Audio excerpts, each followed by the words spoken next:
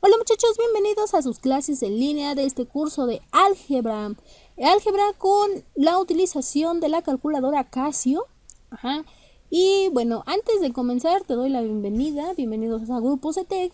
Y espero que pues sea de tu agrado este curso. De antemano te agradezco tu preferencia hacia nosotros. Y bueno, antes de comenzar con lo que es nuestro primer tema, que como podrás ver es la clasificación de los números reales, voy a contarte qué es lo que es el álgebra, ¿no? Una pequeñita introducción que nos va a servir y a comprender ciertos aspectos, ciertos teoremas o ciertas operaciones que vamos a estar desarrollando a lo largo de este curso. Bien, el álgebra, chicos, es una parte de las matemáticas que se va a encargar de resolver problemas de la vida cotidiana o de la vida académica por medio de procedimientos y teoremas y leyes, principalmente. Sin embargo, una característica de lo que tiene el álgebra es que en esta parte de las matemáticas no solamente vamos a estar tomando como referencia o estar ocupando lo que son números o simbología, ¿no? Cierta simbología que tú ya debes de tener, pues al menos en cuenta, ¿no? De todos modos, aquí los vamos a estar practicando. Bueno, el punto es de que no solamente vamos a estar ocupando simbología y números, sino que también el álgebra se apodera de las letras del alfabeto para poder establecer ciertos procedimientos, teoremas, leyes, etc. ¿Por qué? Porque al final de cuentas nosotros tenemos que encontrar las soluciones a ciertos planteamientos. Por lo tanto, también el álgebra se acompaña del razonamiento matemático para poder entender qué es lo que vamos a estar resolviendo. Bien, ese es un poquito de lo que vamos a estar hablando sobre el álgebra o sobre lo que es álgebra de manera teórica. Sin embargo, durante todo este curso pues te vas a dar cuenta que el álgebra es muy extensa. Tanto es así que algunos lo dividen en varias partes, siendo una de las más de las dos más características, que es la álgebra clásica, que es la que encontramos en el llamado libro de Baldor, que por cierto es muy bueno, solo que tiene pues un poquito de teoría, y en lo que es el álgebra lineal, que son una serie de procedimientos donde ya pues establecen principios de lo que son los métodos numéricos para establecer ciertas soluciones a ciertos sistemas de manera o a nivel ingeniería o un poquito más orientado al área de licenciatura, ¿no? Pero bien, aquí como nos vamos a enfocar más en tu área de preparatoria va a ser un poco más sencillo.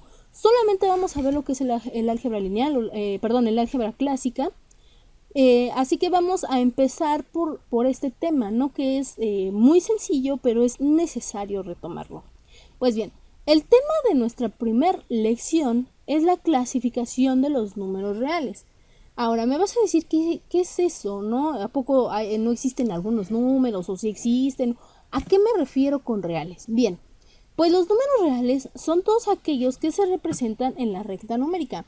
Ahorita vamos a establecer qué es la recta numérica para que tú o empieces a ubicar, ¿no? La recta numérica es una línea donde vamos a estar ubicando ciertos números y va a tener tanto extremo negativo como extremo positivo. Y bueno, obviamente esos extremos van a tener un límite infinito de dígitos. Pero vuelvo, ahorita lo vamos a visualizar de una mejor manera. En cuanto a los números reales, los vamos a clasificar en racionales, irracionales, y que de hecho los racionales a su vez se van a dividir en naturales, y obviamente los naturales los vamos a dividir a su vez en primos y compuestos, mientras que los irracionales, pues sí, ¿no? Se van a quedar ahí, solamente va a haber como que una teoría de ellos o una parte de ellos. Sin embargo, también en los racionales podemos encontrar la parte de los enteros, que son pues obviamente los positivos, el cero, negativos, etcétera, etcétera, ¿no? Entonces, esas son las clasificaciones que vamos a tener de los números reales. Pero bueno, vamos a explicar y vamos a ir por partes que son, a explicar estas clasificaciones, ¿no? Entonces, tenemos de primera instancia a los números naturales representados por la letra N. Es muy importante que empieces a ubicar cierta simbología nueva. Si tú no conocías esta parte de cómo identificar a los números naturales, que es por medio de la letra N mayúscula, te recomiendo que tomes nota porque sí vamos a estar utilizando cierta simbología o incluso, por decirlo así, ciertas simplificaciones o vaya, qué sé yo, para que tú vayas empezando a ubicar, ¿no? Cuando se digan números naturales, tú empieces a eso, a abreviar qué es con la letra N, qué es con la letra Z, etcétera, etcétera, ¿va? Entonces, los números naturales son aquellos números que vamos a utilizar para conjuntar o para realizar conjuntos.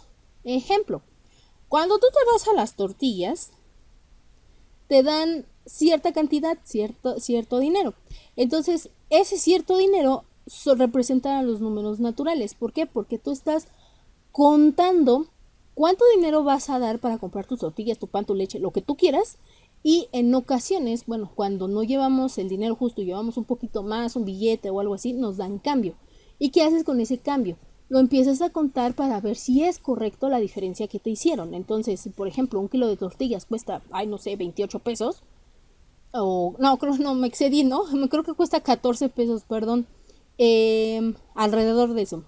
Entonces, si tú vas a comprar un kilo de tortillas y llevas un billete de a 20, y si cuesta 14 pesos, te tienen que devolver 6 pesos, ¿no? Entonces empiezas a contar que si son o no los 6 pesos de cambio vueltos, ¿vale? Esos son los números naturales y pueden ser en pocas palabras el 1, el 2, 3, 4, 5, 20, 25, 30,000, 40,000, 1,000,000, porque se llegan a contar. Sin embargo, a veces suelen ser tan grandes las cantidades que sí entran en esta categoría en cuanto a álgebra, pero por ejemplo para la utilización de cálculo integral y diferencial, a veces las cifras de mayores a 1,000,000 se vuelven un poco complejas para poder marcar ciertos límites. Que cuando tú veas ese tema, pues vas a aprender aprender a utilizar ese concepto. Entonces, en álgebra sí va a haber unidades de millón que se puedan contar, mientras que en cálculo diferencial o en cálculo integral, pues sí las vamos a estar refiriendo por medio de constantes, pero eso ya es otro tema. Algo que también vas a estar aprendiendo en este curso es aprender a utilizar qué temas vas a estar más orientado a álgebra y en cuáles vamos a hacer mención para que tú lo tengas en mente posteriormente si llegas a tomar un curso de cálculo o de alguna otra área de las matemáticas, ¿vale? Bueno, un pequeño paréntesis. Sin embargo, también tenemos la clasificación de los números primos, que la característica de los números primos es que son números que tienen, pues, digamos, dos divisores, ¿no? Solamente dos, que van a ser la unidad y el propio número. ¿Qué quiere decir? Vamos a suponer que tengo al número 2. Entonces, el 2 se puede dividir entre 1, que por eso es la unidad. 2 entre 1 me da 2. Y también puedo dividir al 2 por sí mismo, que es 2 entre 2 me da a 1. Aquí el resultado me tiene que dar una parte entera. Esa es la única condición que deben de tener los números primos. Otro número primo, por ejemplo, es el 3, que se divide entre la unidad, pues me da 3, y entre sí mismo me vuelve a dar, pues 1, ¿no? O por ejemplo el 17, que si lo divido entre la unidad me da, obviamente, 17, y si lo divido entre sí mismo me vuelve a dar la unidad, ¿no? Esa es la característica. De todos modos, ahorita que tenemos esta parte que es teórica, por decirlo así, vamos a estar practicando y definiendo de manera un poquito más, ¿cómo decirlo? Más experimental o más visual esta parte, ¿no? Bien, también tenemos los números compuestos, que son aquellos, o son los contrarios de los números primos, que tienen más de dos divisores. Ejemplo, el 4 se divide entre sí mismo, entre 2 y entre el 1. Si es entre sí mismo, pues me da 1, si es entre 2 me da 2, y si es entre 1, pues me da el 4, ¿no?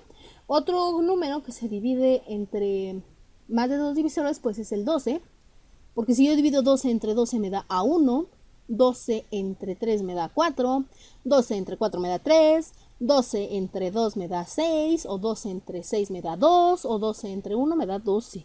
Eso es a lo que se refieren los números compuestos, ¿vale? También tenemos la parte de los números enteros, que los números enteros pues son aquellos que conforman la parte positiva o negativa, o incluso también el cero dentro de la recta numérica.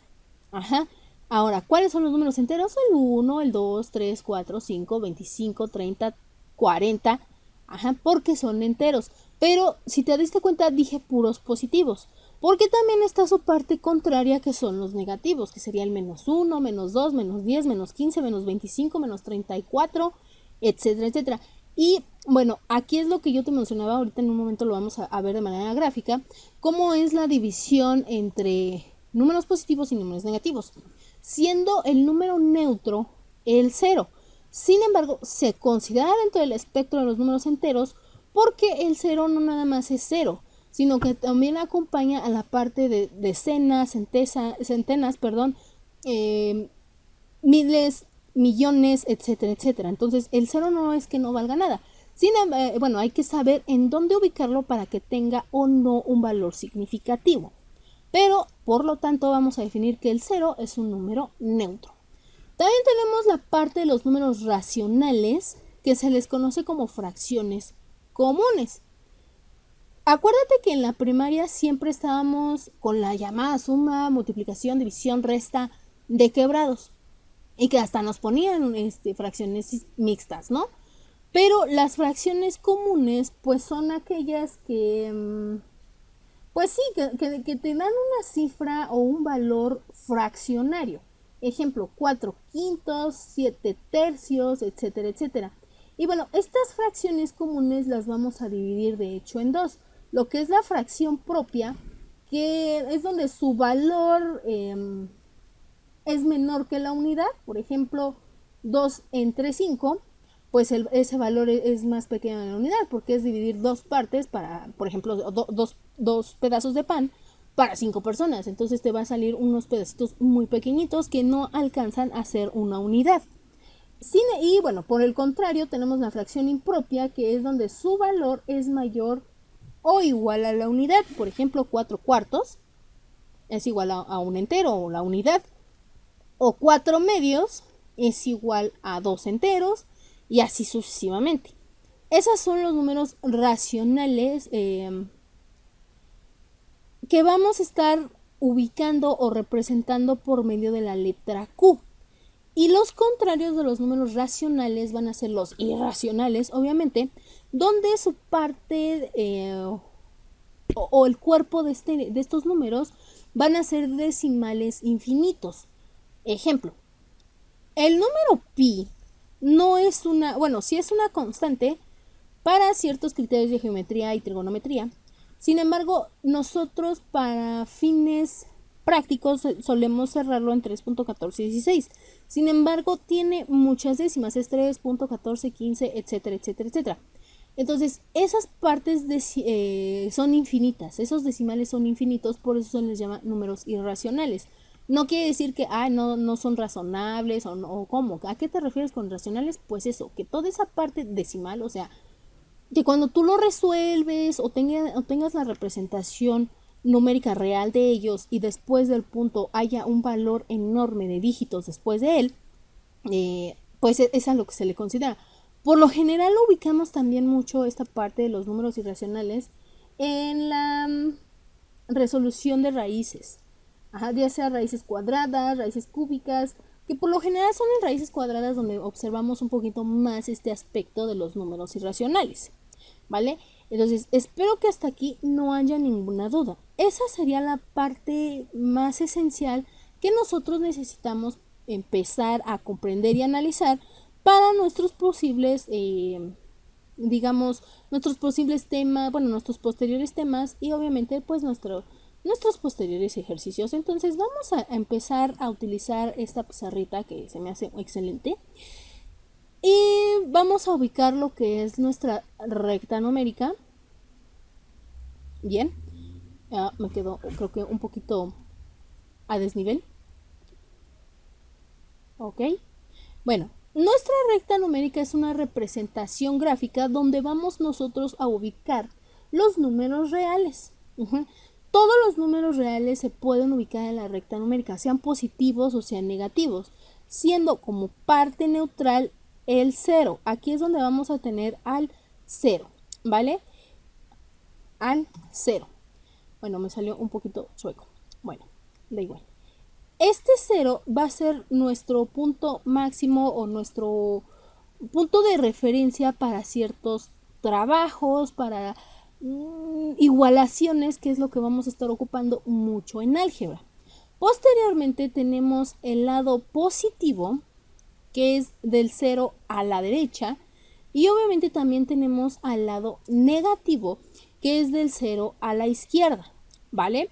Entonces, estos lados son muy importantes, ya que debes de considerarlos para poder hacer sumas o restas de monomios, binomios o incluso hasta de los mismos números reales. Ajá. Ahora, en la recta numérica yo puedo ubicar tanto valores de entero, ajá, como también valores fraccionarios. Y no importa, o sea, puedo ubicarlos tanto de manera positiva como de manera negativa. Y obviamente los intervalos que hay o en el área positiva y negativa, pues no va a haber un límite como tal de números que yo esté estableciendo. Van a ser infinitos, va a haber una parte positiva infinita y va a ser una parte positiva, negativa infinita. Ajá, entonces no importa, no hay un límite porque los números siguen, son infinitos. Es mucho más probable, bueno, por ahí dicen ciertos científicos que es mucho más probable que el ser humano y que el universo mismo se extinga a que se extinga la parte numérica, ¿no? Entonces, por ejemplo, yo puedo ubicar en mi recta numérica al número 1 o también puedo ubicar en mi recta numérica lo que es un valor, ahora sí que fraccionario, ¿no? Por ejemplo, puedo ubicar, no sé, 3 medios, ajá, eso podría ser ubicarlo en mi recta numérica y al final de cuentas sigue estableciéndose la ley de que todo número real se puede ubicar en la recta numérica. Pero también tengo su contrario, ¿no? Si estoy ubicando aquí un menos 1, no sé, podemos también ubicar un menos 2. ¿Por qué? Porque está dentro del espectro de los valores negativos. O también puedo ubicar, pues por ejemplo, digamos, el número menos 3.1416. ¿Por qué no? Al final de cuentas son leyes de álgebra que yo voy a estar estableciendo dependiendo del procedimiento que yo esté analizando o las leyes de los exponentes que estén presentes en él, ¿vale? Entonces esto es mi recta numérica y prácticamente para nosotros resolver ejercicios de manera manual, por decirlo así, pues necesitamos de utilizar esta recta numérica, ¿no? Sin embargo, cuando estamos hablando de números reales más no de números como tal algebraicos, se pueden reducir. ¿Qué quiere decir? Que puedo anotar menos 3 más 2, más 5, y obviamente voy a tener un resultado, ¿no? 5 menos 3, si tú lo quieres ver así, pues me da a 2. Esa es una parte. Ahora, ¿qué pasa si yo puedo poner menos 9 menos 2? ¿Te das cuenta? O sea, los dos números son negativos. En las próximas clases vamos a estar aprendiendo esto que se llama la regla del rey y obviamente la regla de los signos. La regla del rey, vamos a adelantarnos un poquito, establece que el valor el valor numérico mayor tiene un signo, ya sea positivo o negativo. Y entonces el que gobierna es el que tiene mayor valor numérico, ese signo. Ajá, por ejemplo, en la primera operación que hicimos es el 5 mayor que el 3, por lo tanto el resultado va a ser positivo, por eso me sale un 2. Cuando yo esté escribiendo una expresión matemática o algebraica, en este caso son aritméticas, porque es muy sencillo y de todos modos, aunque sea en aritmética, una parte de aritmética necesitamos saberla para poder desarrollar posteriormente la álgebra. Pero bueno, cuando yo esté escribiendo cierta expresión matemática, si mi primer número es positivo, no es necesario que yo le ponga el más. No es necesario. Solamente si este número positivo va a continuar como un segundo valor. Ejemplo, puedo empezar con un 2 y si me sigue un 5 positivo puedo poner más 5. Ajá. Solamente así puedo empezar yo a diferenciar un término de otro. Sin embargo, igual aplica, ¿no? Cuando son negativos. Aquí en este caso, ¿quién es el mayor? ¿El 9 o el 2? Pues el 9, pero los dos son negativos. Por lo tanto, a pesar de que los dos sean negativos, el que sigue gobernando, o el rey en este caso, es el 9. Ajá. Entonces, menos 9, menos 2, es como si yo lo moviera aquí. Imagínate que aquí tengo yo menos 9 marcado y le voy a aumentar 2 hacia la izquierda. Ajá. Entonces me va a dar un valor de menos 11. Ahora, ese es en cuanto a la manera manual. Vamos a intentarlo con otro ejercicio, porque también lo podemos hacer con la parte de multiplicaciones que vamos a estar viendo prontamente. Entonces, imagínate si yo tengo 5 menos 8 más 6. Porque no nada más vamos a encontrar dos dígitos o dos valores numéricos que tenemos que reducir. A esta parte que estamos sumando y restando dentro de una misma operación se le va a llamar reducción de términos semejantes. En álgebra vamos a tener que ubicar esos términos semejantes dependiendo de la literal y del grado que estemos manejando. Pero vuelvo, ahorita necesitamos primero lo básico. Entonces tenemos a 5 menos 8 más 6. Ajá. ¿Cuánto es? 5 menos 8. De entrada, el 8 es el mayor de todos, pero vamos a hacerlo primero por partes.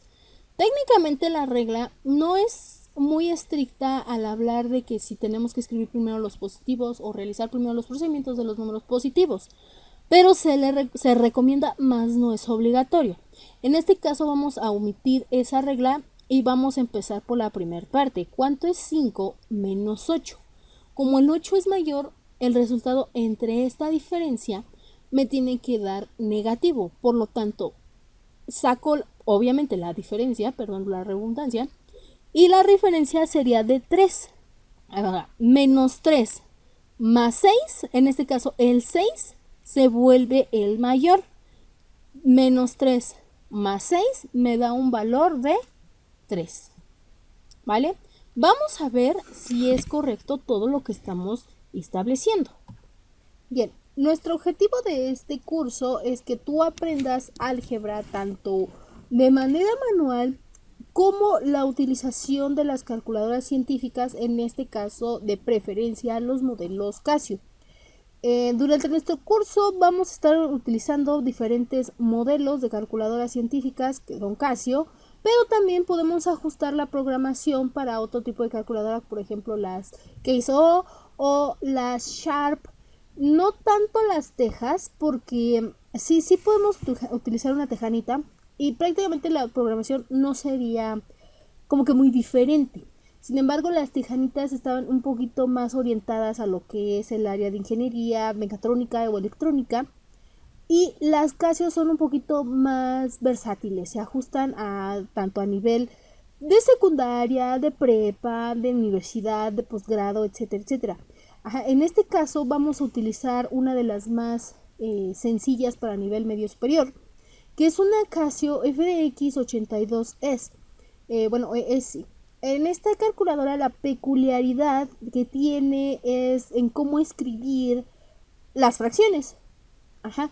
Y obviamente pues tiene sus funciones tanto coseno, seno, tangentes, sus inversas, y obviamente pues en este tipo de actividades vamos a utilizar lo que es el teclado normal o el teclado más sencillito, ¿no? Vamos a estar ubicando qué son las segundas funciones y cómo programarla, cómo borrar cierta programación, cómo incluso hasta darle cierta nitidez, ¿no? Entonces vamos a conocer un poquito nuestra calculadora. Ajá. Y bueno, vamos a ubicar antes de resolver esto, porque pues es importante, ¿no? De hecho, ese es el objetivo del curso, o uno de los objetivos. Entonces vamos a aprender a ubicar nuestras funciones.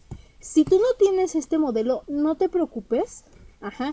Aquí vamos a estar aprendiendo las funciones que van a ser muy generales. Sí, por eso es la importancia de utilizar diferente tipo de modelo. Ajá. Pero al final de cuentas tú tienes que aprender a programarla, ¿no? Entonces tenemos lo que es nuestro tecladito normal, ajá, que es toda esta parte de aquí de los números como, de las teclas negras, salvo por estas dos, que uno pues nos va a borrar la función y el otro pues nos va a borrar todo, ¿no? Este a lo mejor nos borra por parte, ajá, Vamos a poner un ejemplo. Ok, con el replay podemos moverla y con este vamos borrando parte por parte. Sin embargo, si ponemos, por ejemplo, AC, aunque pongamos el replay, si ponemos AC, pues nos borra toda la función, ¿no? Entonces, del, que viene de delete, de borrar, es parte por parte, y AC, pues borra toda la función, ¿no? Estas flechitas de replay, ven, ahorita ya me apareció la función, o bueno, la expresión que estábamos utilizando hace un momento. Sirven para eso, para desplazamiento, o por lo general para desplazamiento, o si le apretamos la tecla o la flecha que va hacia arriba, pues nos regresa a la función que estábamos ocupando. Bien, esos son los botones esenciales, ¿no?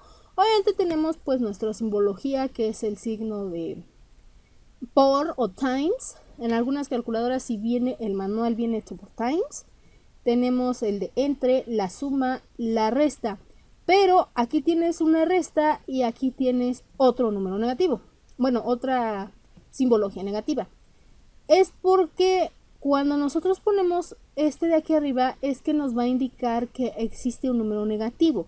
Es el número más no la operación. Con el de aquí abajo nos va a marcar la operación. Vaya, tiene el mismo sentido. Ahorita te explico por qué me salió un syntax error, porque aquí, por ejemplo, que puse yo este signo de menos es porque me faltó ahí un paréntesis y de hecho me lo está marcando. Entonces se lo voy a poner con la de replay y ya le doy el igual, ¿vale?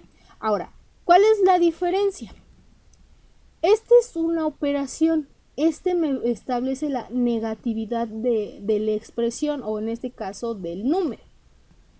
A pesar de que hacen la misma operación técnicamente, la calculadora no programa o no identifica a este signo de aquí como una operación, sino la identifica con este. Este es simplemente para mostrar la negatividad que hay dentro de un dígito. Bien, tenemos las funciones que son muy representativas de trigonometría, que son el cambio de minutos, grados, segundos. Tenemos la función de las inversas de las funciones trigonométricas, las funciones trigonométricas como tal, seno, coseno y tangente, sin seno, nada más que aquí viene viene programada la calculadora en inglés, aunque tú la programes después como español, va a marcar siempre como en inglés, ¿no? Tiene tanto logaritmo natural, logaritmo base 10, tiene las inversas, por ejemplo 8 a la inversa, pues me tiene que dar un octavo, ahí está, porque eso es a la inversa. También vamos a conocer a qué me refiero con inversas, ¿no? Y obviamente tenemos varias funciones que son representativas de álgebra, como por ejemplo son las potencias, y también, bueno, aquí es una potencia cuadrada. También tenemos lo que son potencias de otro grado. Por ejemplo, aquí podemos apretarle, vamos a poner el 8 y vamos a ponerle una potencia de 6. Entonces ya vamos a empezar a conocer esto. Ahora, una de las peculiaridades que también tiene es cómo convertir una fracción a decimal o viceversa. Si yo voy a dividir 9 entre 8, pues sí, o sea, vaya, no, o sea, wow, yo esperaba otro número. Con la tecla de SD, yo lo voy a convertir a fracción o viceversa. Si a mí me diera una fracción, un número decimal y lo quisiera convertir a fracción, también lo convierto a SD y ya me da en fracción. Aquí viene la peculiaridad de esta, que es la forma de cómo escribir una fracción. Por ejemplo, 9 quintos, y me va a escribir así, ¿no? Pero por ejemplo, si yo quiero sumar fracciones, que son 9 quintos más, no sé, un medio, y tienes que empezar a manipular estas flechitas, ¿no? Entonces ya me da un valor, pues, de la suma en fracción, y si yo la quiero en decimal, pues solamente aprieto SD. Y no nada más es eso. Aquí tenemos una tecla que se llama Shift, y viene como en unas tonalidades amarillitas, esta parte que dice Shift o la palabra. Eso es la segunda función o segunda función Shift. arriba de algunas letras tú encontrarás las palabras o también letras que están marcadas con la misma tonalidad que shift. Y las de alfa pues también están en rojo, ¿no? Entonces vamos a ir primero con shift, que es la segunda función. Por ejemplo, si yo quiero poner, aquí tenemos una segunda función arriba de la tecla de la fracción, pues se dice que su segunda función de esta tecla es escribir una fracción mixta. Una fracción mixta se compone de una parte entera y una parte fraccionaria. Entonces vamos a apretar shift solo una vez, shift, segunda función de la tecla de fracción, y automáticamente este cuadrito que veo aquí es para poner el número entero. Vamos a poner 3 enteros, 5 medios. Ajá. Eso es ya una fracción mixta. ¿A qué equivale esa fracción mixta en decimales? Bueno, a fracción impropia o propia, pues nos va a poner aquí el resultado. En este caso nos da 11 medios. Y obviamente pues 11 medios es igual a 5.5. Pero lo podemos transformar a decimal con la tecla de SD y ya tenemos el valor. ¿Vale? Eso es con la función shift. También aquí tenemos, por ejemplo, el valor de la raíz cuadrada, que primero ponemos la raíz cuadrada y, por ejemplo, el número a la que le vamos a sacar, que en este caso puse el 8. Vuelvo, aquí me da o sea, la calculadora no sabe lo que está haciendo, solo sabe que necesita darme un resultado a partir de una raíz, pero en su lógica no le he puesto yo que necesito que sea un valor pues decimal, ¿no? Y es esto. Esto de hecho, estos decimales es a lo que me refiero con los números irracionales, ¿no? Este es un número irracional porque a pesar de que nosotros vemos estos dígitos, posiblemente no terminen ahí. Aquí, por ejemplo, tenemos como segunda función de la base 10 al pi, que está aquí abajo. Aquí podemos observar que hay un pi. Y nos lo pone, o sea, segunda función pi. Y podemos, o sea, nos vuelve a poner pi, pero hay que darle la parte de que lo necesito en decimal. Y aquí está. Esto es a lo que yo me refería, que estos son los números irracionales. Ajá. Ya vimos cómo poner la parte de la fracción, que son los números racionales, porque están haciendo una ración para cada uno. Ajá. Y obviamente, pues nuestros números que son, bueno, para aprenderles esta, obviamente, nuestros números que son enteros, compuestos, incluso aquí podemos poner, no sé, un número negativo, menos 7 más 5, me tiene que dar como resultado menos 2, ahí está. Ajá. Entonces esta es una calculadora muy buena. También nos podemos encontrar como la segunda función el porcentaje, que aquí lo tenemos, shift y el tanto por ciento. Estos paréntesis nos van a ayudar a agrupar, porque recuerda que los paréntesis me indican una agrupación o en su defecto una multiplicación. Por ejemplo, 9 por 8 me tiene que dar aquí 72, pero ¿qué pasa? ¿Qué pasa cuando me marca syntax error? Aquí me dice que si yo aprieto la tecla de AC, puedo cancelar la orden que yo di, porque al final de cuentas la calculadora es una computadora.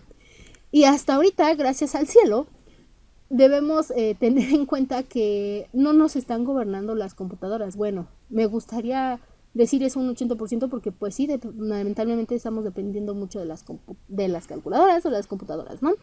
Pero una computadora es maravillosa, pero no sabe qué hacer si tú no le das la orden. En este caso, tú no le diste la orden bien y por eso marca syntax error. ¿Por qué? Porque aquí ella está ubicando al paréntesis como un signo o elementos de agrupación que vamos a ir viendo posteriormente en nuestras clases, ¿no? Entonces, si tengo dos opciones, si yo le aprieto AC me cancela la función, o si aprieto las flechitas de replay puedo corregir lo que puse mal. En este caso, para poder yo establecer la multiplicación, pues ¿qué me falta? Obviamente un signo de multiplicación, ¿no? Y ahí está el 72. Algunas calculadoras me dicen que tengo que poner doble paréntesis o doble agrupación para tomar en cuenta la multiplicación. En este caso es esta calculadora la que me hace esa función. Si tu calculadora no la hace, no la identifica, entonces te recomiendo que empieces a utilizar la simbología, ¿vale? Porque los paréntesis me van a indicar un producto. Al final de cuentas, en el caso de la división, una división o una razón de proporción, pues viene siendo una fracción. Entonces, si yo divido o pongo de manera fraccionaria 8 séptimos, pues me va a dar 1.14, etcétera, un número irracional. Pero vamos a hacerlo con esta tecla. 8 entre 7 y me tiene que dar el mismo valor. ¿Ya vieron? Un número irracional con los mismos dígitos. Bien, esos son a grandes rasgos las funciones más importantes de nuestra calculadora. Y obviamente vamos a ver las más... O sea, si no vemos, creo que estas dos que les voy a mencionar no tienen nada de caso. Que es el cómo prenderla. La voy a apagar, ¿eh? Bueno, aquí no la puedo apagar en mi emulador. Pero para prenderla, pues es obviamente con este botoncito de on. Ajá. Y para apagarla, que aquí en el emulador pues no me deja porque es obviamente un emulador. Pero para poder apagar la calculadora voy a apretar segunda función y el AC porque arriba viene el off. Ajá, y se va a apagar. Ahora vamos a ver la cuestión del teclado alfa porque es un teclado alfanumérico. Entonces voy a apretar la función alfa y aquí te podrás dar cuenta que hay ciertas letritas. Entonces ahí, perdón, si yo aprieto alfa y el paréntesis que cierra, me va a aparecer una X. Ajá, si aprieto alfa y otra función, pues me va a dar lo que yo tengo aquí arriba. Obviamente algunas no se marcan, como es el caso, porque necesitamos programar la calculadora ya sea como para valores estadísticos, que son aquí, o para si son tablas o funciones que tenemos que tabular. Por lo general, las demás funciones son valores de estadística, porque vuelvo a lo mismo, es una calculadora muy general y dentro de nuestro marco de matemáticas básicas pues entra la probabilidad y la estadística. Entonces, cuando sea el caso, tendremos que programar esta función en estadística para poder obtener ciertos valores de probabilidad y estadística. Pero mientras vamos a seguir con lo normal, ¿vale? Entonces, vamos a contestar una serie de ejercicios que vamos a escribirlos. Ajá. De acuerdo a los ejercicios o al tema que hemos estado hablando, vamos a resolver los siguientes incisos. Inciso A, vamos a, no sé, la raíz cuadrada, obviamente, de 9. El inciso B, vamos a poner una función, ¿como cuál? Vamos a ver, una función al cuadrado, ¿ok? Aquí tenemos esto, que es nuestra 2. Y nuestro cuadrito, obviamente no lo ubiqué. Bueno, vamos a cambiarle de número. Vamos a poner 5 al cuadrado. Vamos a poner otra que sería el inciso C. Vamos a poner un producto. Un producto es una multiplicación, entonces no te vayas a confundir. Ajá, porque esos son los productos. Bueno, aquí vamos a ubicar nuestro inciso C, que un producto sería, por ejemplo, 125 por 3. Vamos a ver cuánto nos da esto. Vamos a poner una suma sencilla. Vamos a poner 149 más 165, bueno, perdón, 168. Y como último inciso vamos a ubicar a una diferencia. Vamos a poner 284 menos 359. Ajá. Para empezar a manipular y que tú empieces a identificar cuáles son números naturales, enteros, primos, etcétera, etcétera, ¿vale? Entonces, vamos a contestar el inciso A con nuestra calculadora. Dice que es la raíz cuadrada de 9. De hecho, aquí la puedo poner como función. Ajá. Una raíz cuadrada. Las raíces cuadradas, el valor más pequeñito de una raíz siempre va a ser al cuadrado. Por lo tanto, no existen raíces como tal lineales porque no vienen en el propio sentido de la palabra, ¿no? Y de hecho, aquí podemos observar que le podemos poner el 2 para indicar que es una raíz cuadrada. Perdón, aquí está el cuadrito. O si difiere del... O sea, no es necesario ponerle el 2 para definir que es cuadrada. Ajá. Pero, por ejemplo, para definir qué es una cúbica, pues sí le podemos poner aquí el 3, o si es una raíz de cuarto grado, o así, ¿no? En este caso lo vamos a dejar normal, es raíz de 9, raíz cuadrada de 9. Bien, la raíz cuadrada de 9 la vamos a realizar, posteriormente sí la vamos a empezar a hacer manual, nada más para que quede sentado, ¿no? Que si en algún momento tu calculadora te llega a traicionar o se te llega a olvidar, pues no entres en pánico. Porque de hecho la recomendación que yo te hago es que o sea, si la calculadora es una herramienta indispensable, honestamente yo prefiero, prefiero 1000 veces la calculadora a estar utilizando el celular. Porque el celular no programa las mismas funciones o no es tan exacto o puede tener errores en cuanto a las sumas. Ajá. Necesitarías descargar ciertas aplicaciones que también son no son muy viables o no son muy confiables porque a veces traen virus, a veces no funcionan, a veces no son compatibles, te dejan descargar cierto tiempo, etcétera, etcétera. Entonces, yo te sugiero que si no tienes una calculadora y piensas tú seguir, o sea, estás en la prepa y piensas seguir un nivel de universidad, que qué bueno, te felicito, perdón, pues si hagas la inversión de comprarte una Casio o una calculadora científica buena. Yo recomiendo las Casio, pero bueno, eso ya depende más de ti, de tu gusto, de tu agrado y por qué no, hasta de la economía. Las Casio son económicas, no están tan caras. Ajá, a comparación de unas Tejas, porque por ejemplo, esta Casio no varía, su precio está unos 250 pesos, pero te dura toda la vida. En cambio, una tejanita, pues está arriba de 600 pesos. Entonces, eso ya depende de ti, vaya. Es un pequeño paréntesis que quise aclarar, pero bueno. Vamos a solucionar esta raíz cuadrada de 9. Fíjate que primero puse yo mi raíz. Esta es mi tecla de raíz. Y me aparece este cuadrito. En algunas van a tener que apretar, por ejemplo, primero el 9 y luego la tecla de raíz. ¿Por qué? Porque así está la programación. De hecho, un modelo anterior a este, que creo que es el 82MS, no recuerdo muy bien, lo tienes que hacer así. Eso ya tú tienes que aprender a ubicarlo. Sin embargo, en este caso vamos a aprenderlo así. La raíz cuadrada de 9, tengo que poner 9 en esa casilla, entonces te das cuenta que ya se quitó. Le doy el igual y obviamente la raíz cuadrada de 9 es 3. ¿Por qué? Porque todo número que multiplicado por sí mismo me dé el valor que está adentro de la raíz, quiere decir que esa es la raíz cuadrada. En este caso, el contrario de una raíz cuadrada pues es una potencia al cuadrado. Entonces me sale 3 porque 3 por 3 son 9. Si hago al contrario, ¿qué quiero decir? Si pongo al 3 elevado al cuadrado, que esta es mi potencia, pues me tiene que dar el 9. Y ahí está. Quiere decir que está bien el valor de mi raíz. Por lo tanto, la raíz cuadrada de 9 es 3. Bien, vamos a continuar ahora con la potencia al cuadrado. Cuando se empieza a hablar de cuadrados, es obviamente multiplicar la base, que en este caso es el 5, así se conoce como base.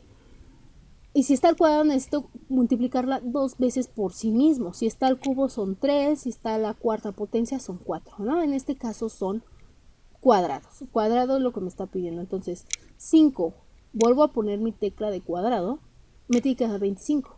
Porque 5 por 5 son 25. Sin embargo, si me hubiesen puesto o pedido el cubo de 5, voy a apretar la tecla que está al lado de esta x cuadrada. Y bueno, aquí está representando esta x como el 5.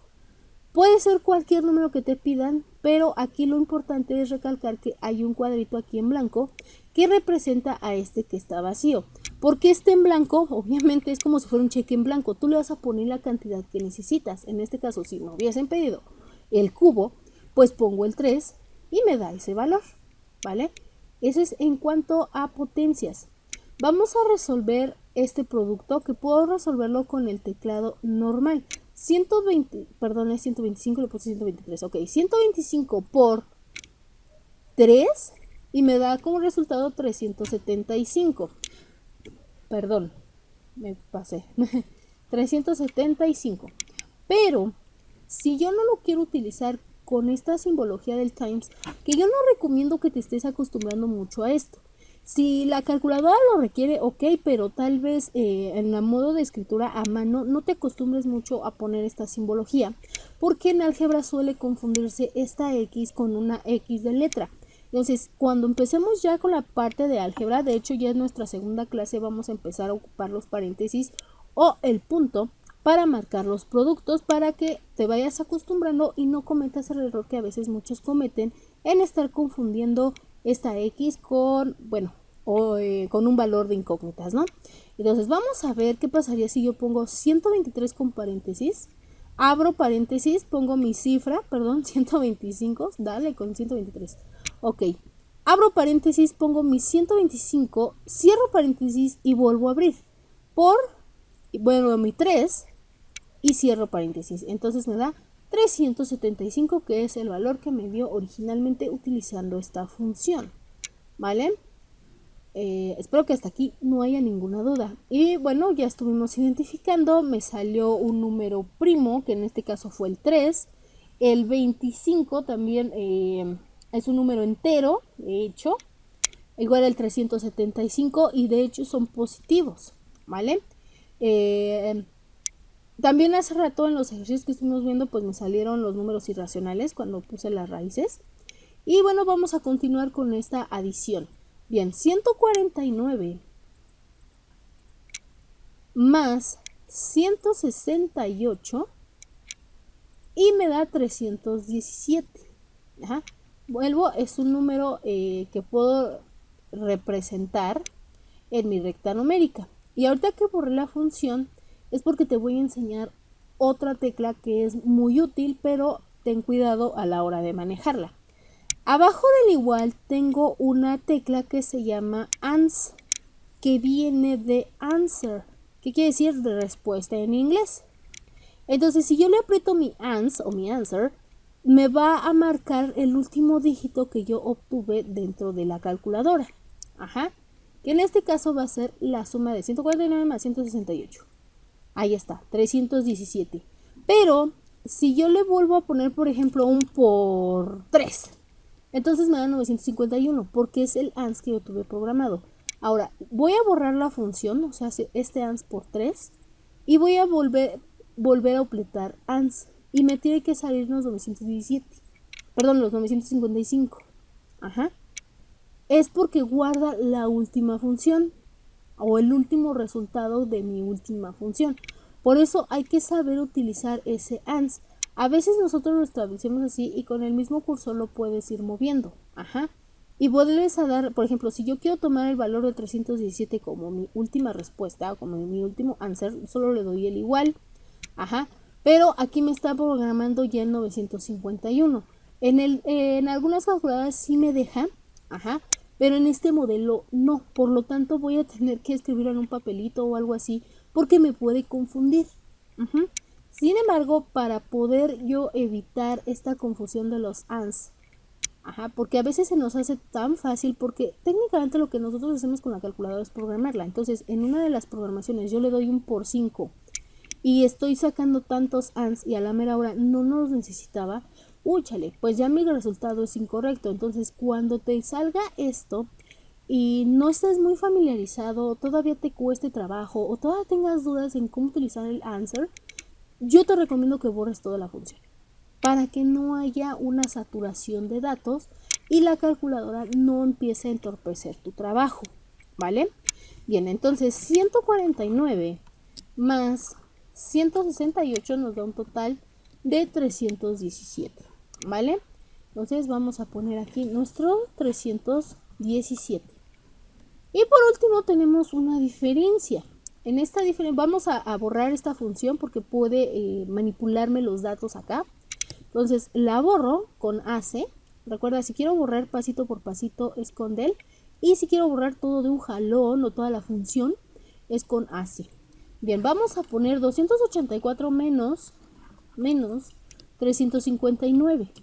Obviamente, como el 359 es mayor que 284, pues es el rey. Entonces su signo es el que gobierna. Por lo tanto, me va a salir un número negativo. Para obtener yo el 75, pues solamente necesito encontrar la diferencia que hay entre 284 y 359, que en este caso es el 75. Por lo tanto, ese es mi valor final. Y vamos a escribirlo. Menos 75. Entonces, esas serían nuestras funciones básicas de la calculadora Casio. El modelo FDX82ES. Hay uno que se llama FDX82ES Plus. Y bueno, su particularidad de ese es técnicamente es lo mismo, nada más que pues la batería es solar. Yo te recomiendo para estas calculadoras, no son caras las baterías. Realmente no son caras porque, bueno, yo he comprado estas pilas de 5 pesos, 10 pesos, porque son de las AAA, las que ocupan, de las chiquitas, sí creo que son AAA. Y no están tan caras, sin embargo, pues es el tiempo de vida que tú le estés dando, ¿no? Si la ocupas diario tu calculadora, pues sí va a ser un pequeño gasto extra estar comprando y comprando pilas, aunque son muy ahorradoras. Yo recomiendo que le compres la pila recargable y esa pila te puede durar hasta un año. Ajá. Y eso dándole un uso diario. Pero si vas a comprar una pila un poco más económica, recomiendo que al menos 2 veces al año o 3 veces al año le estés cambiando la pila. Si son de estas, pues no recargables, pero que son buena marca como Duracell o algo así, pues sí, unas 2 veces al año no estaría mal que se las cambies. Pero si es, por ejemplo, una más económica, pues sí estaría bien que se la cambiaras cada 3 veces al año para que no empiece a fallar, porque lamentablemente cuando una pila empieza a debilitarse y empieza a terminar el ciclo de vida, la calculadora empieza a dar datos erróneos. Entonces, recomiendo eso con la utilización de las pilas y obviamente antes de utilizar tu calculadora también te recomiendo que leas el manual de cómo deben de ser sus cuidados. Incluso hasta viene ahí algunas funciones, pero a veces no son claras o el instructivo viene en otro idioma que se te puede confundir o se te puede hacer un poco más complejo, ¿no? Entonces, o estudias el manual o lo traduces o empiezas a utilizar la calculadora. Sin embargo, yo te recomiendo también que no la tengas cerca del agua, obviamente, y que la tengas mucho cuidado, que no se te caiga mucho porque a veces esas pantallas de cristal líquido, como las conocen, pues ya no se reparan y tendrías que volver a comprar otra calculadora. Estas son económicas, son muy básicas para el nivel medio superior, medio superior. Hay algunas que grafican que también vamos a estarlo utilizando a lo largo de nuestro curso, pero yo te recomiendo que si quieres utilizar o comprarte una calculadora para empezar este curso, para tu prepa, para tu universidad, este modelo es uno de los más básicos, de los más económicos y de los que pueden ser funcionables, ¿vale? Hay otros que integran, hacen funciones de integración, pero solamente integran cuando son cuando son integrales definidas o también derivan, ¿no? Eso ya depende más de ti. Yo si tú no tienes, si tienes la oportunidad de al menos adquirir esta, adelante, la otra no, sí es necesaria, pero vamos a empezar a conocerla, ¿no? Entonces, como básica, esta, y si tienes las posibilidades, pues adelante. Bien, de mi parte es todo, chicos, espero te haya gustado esta clase y nos vemos en el próximo video. Bye.